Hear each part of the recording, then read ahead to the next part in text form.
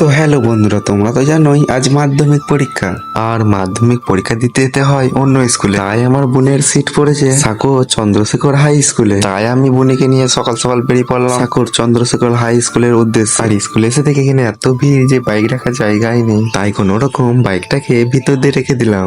বাইকটা ভিতরে রাখার পরে এবার আমরা চলে গেলাম বোনের সিট নম্বর খুঁজতে। ফাইনালি আমরা সিট নম্বর খুঁজে পেয়ে গেলাম। আর বোনকে নিয়ে চলে গেলাম আমি স্কুলে ভিতরে দিয়ে আসতে। আর বোনকে দিতে যেয়ে দেখি এখানে গার্জেনকে ভিতরে ঢুকতে দিচ্ছে না। কি আর করার, তারপর আমি কিছুক্ষণ স্কুলের সামনে দাঁড়িয়ে থেকে তারপর আমরা চলে গেলাম ব্যাংকে টাকা জমা দিতে। ব্যাংকে ঢুকে দেখে এত ভিড়, কি আর বলবো। কি আর করার, সে তো টাকা জমা দিতেই হবে। তাই আমি লাইনে দাঁড়িয়ে পড়লাম। লাইনে দাঁড়ানো 1 ঘন্টা পর আমার টাকা জমা দেওয়া হলো। আর আমার টাকা জমা দিতে দিতে স্কুলে ছুটি টাইম হয়ে গেছিল। তাই আমি চলে গেলাম স্কুলে বোনকে আনতে। আর বোনকে আনতে এসে দেখি এখানে এখন স্কুলে ছুটি হয়নি। তাই আমরা কিছু খাবার খেয়ে নিলাম। আর খাবার খাওয়ার পর আমার বোনের ছুটি হয়ে গেল। তাই আমরা সকালে বেরিয়ে পড়লাম বাড়ির উদ্দেশ্যে। আর আমার ভিডিওটা ছিল এই পর্যন্তই। দেখা হচ্ছে নতুন একটা ভিডিওতে।